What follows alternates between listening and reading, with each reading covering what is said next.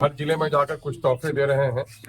और पिछले दिनों में भी इन्होंने समाधान यात्रा किया था और हम लोगों ने उनके समक्ष कुछ इस इलाके की समस्याओं को रखा था।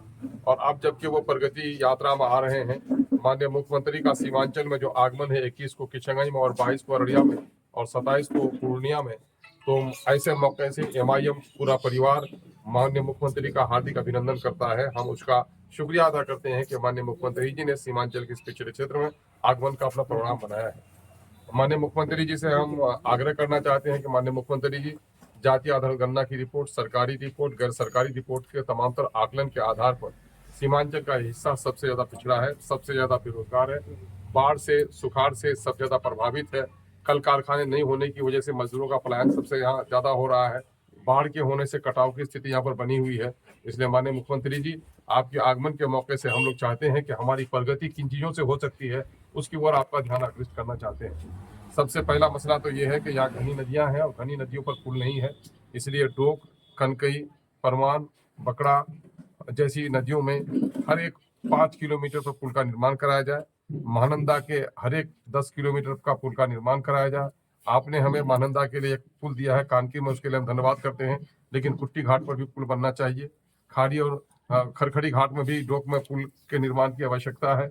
निसंदरा और मटियारी में भी कनकई में पुल का निर्माण होना चाहिए। दल्ले गांव में पुल लटक रहा है, उस पुल के अधूरे निर्माण का काम पूरा होना चाहिए।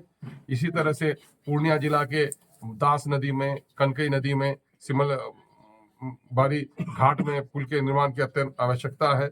और परमान नदी में भी कम से कम 3 से 4 जगहों पर, बलवा घाट में, रसेली घाट में पुल के निर्माण की आवश्यकता है और इसका निर्माण जरूर आप कराएं।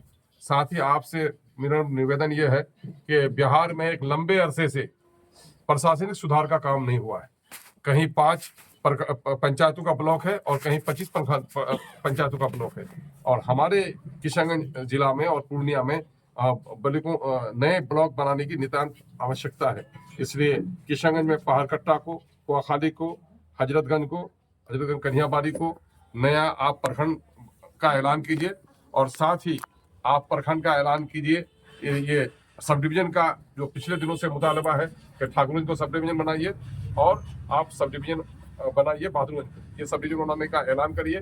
और अमोर पैसा अंतर्गत आपका पहले से प्रस्तावित है बराईगाह को और मझगवा को, बराईगाह को और मझगवा को प्रखंड बनाने का ऐलान कीजिए। काफी कठिनाई लोगों को हो रही है। हमारे अब इस वक्त हमारे यहाँ 60-70 किलोमीटर की दूरी पर डिग्री कॉलेज है। आप कहते हैं बेटी पढ़ाओ बेटी बचाओ, बेटियां 70 किलोमीटर दूर कैसे जाएंगी? आप हर एक प्रखंड स्तर पर, आपने पहले अनुमंडल स्तर पर दिया था, सीमांचल का क्षेत्र पिछड़ा है, इसलिए तमाम तर आप प्रखंडों में आप डिग्री कॉलेज हमें देने का काम कीजिए। कटिहार में आबादपुर को ब्लॉक बनाइए। एक बहुत बड़ी बात है आपने काम किया है, हमारे लिए हम साधुवाद देते हैं कि आपने चमड़ों की दबागत कराने के लिए, धुलाई करने के लिए यूनिट सैंक्शन किया है। जैसी कि सूचना अभी मिली है कि आप किशनगंज में दे रहे हैं, लेकिन उसकी जो प्रोसेसिंग है और मैन्युफैक्चरिंग होनी है उसके लिए आपने दूसरे जिला में उसको आमंत्रित कर दिया है। किशनगंज के लोगों की तरफ से मुतालबा है कि हमारे यहाँ कोई कल कारखाना नहीं है, चमड़े की धुलाई भी यही होनी चाहिए, सफाई भी होनी यही चाहिए और मैन्युफैक्चरिंग की भी यूनिट यहीं पर आप लगाए ताकि हमारे लोगों को रोजगार मिल सके। हम आपसे ये भी आग्रह करते हैं कि बीएड कॉलेज हमारे यहाँ नहीं है, हमारे यहाँ बीएड कॉलेज की स्थापना किया जाए। और आपने ऐलान किया है कि तमाम तर जिलों में हम मेडिकल कॉलेज खुलवाएंगे। प्राइवेट मेडिकल कॉलेजों में लोगों का सही तौर पर उपचार नहीं हो पाता है और ये इलाका सबसे ज्यादा बीमार है। आपने पूर्णिया में मेडिकल कॉलेज दे दिया है, हम उसके लिए साधुवाद देते हैं, लेकिन किशनगंज में, अररिया में और कटिहार में अब तक गवर्नमेंट मेडिकल कॉलेज आपने नहीं दिया है। यहाँ पर गवर्नमेंट मेडिकल कॉलेज हमारा देने का काम। और हर एक प्रखंड लेवल पर आपने पहले भी ऐलान किया था कि हम ITI के सेंटर स्थापित करेंगे ताकि नौजवानों में कुशलता है और वो रोजगार से जुड़े। तो आपने अब तक ये काम नहीं किया है, अब ये काम कीजिए। और साथ ही ये बात भी कहेंगे कि माननीय मुख्यमंत्री जी, इस वक्त पूरे देश का माइनॉरिटी आपकी तरफ टकटकी बांध कर देख रहा है। आपने माइनॉरिटी के लिए काम किया है, हम इनकार नहीं करते, लेकिन बीजेपी के साथ आप रहकर काम कर रहे हैं, कुछ मुश्किलें आपको हो रही होंगी, लेकिन आपसे गुजारिश है कि पूरे देश का मुसलमान चंद्रबाबू नायडू और आपको उम्मीद भरी नजरों से देख रहा है कि वक्त जो बिल 2024 है उसके आप समर्थन में है या उसके अपोज में है। अब तक आपने कई ऐसी चीजें हुई है जिससे मुसलमानों को आहत हुआ है, लेकिन हम ये आपसे गुजारिश करेंगे कि आपने कब्रिस्तानों की घेराबंदी की है, आप 8,000 कब्रिस्तानों की घेराबंदी की है, लेकिन यहाँ पर 1200 कब्रिस्तान ही नोटिफाइड है। तो जो इस तरह से वक्फ बाई यूजर का मसला है, देश में बड़ी घटना हो रही है, तो इसलिए आप कम से कम वक्फ बिल 2024 को रोकवाने का काम कीजिए।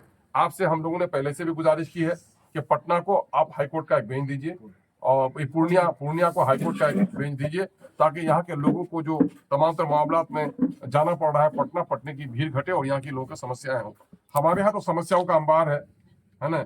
एक दो जख्म नहीं सारा जिसमें छलनी, दर्द बेचारा परेशान है कि कहाँ से उठे। इसलिए हम आपसे गुजारिश कर रहे हैं कि सीमांचल में आप आ रहे हैं प्रगति यात्रा के मौके से, हम सभी लोग बल्कि किशनगंज, पूर्णिया, अररिया, कटिहार, बल्कि सीमांचल का जन और कनकन आपका इस्तकबाल करता है। और हम उम्मीद करते हैं कि जिस तरह से नालंदा और दूसरे क्षेत्रों में आपने विकास किया है, पटना का विकास किया है, उस विकास की गति से सीमांचल को भी जोड़ने के लिए आप प्रयास करेंगे। इसके लिए हम कवल नजर आपको साधुवाद देते हैं और आपका शुक्रिया अदा करते हैं।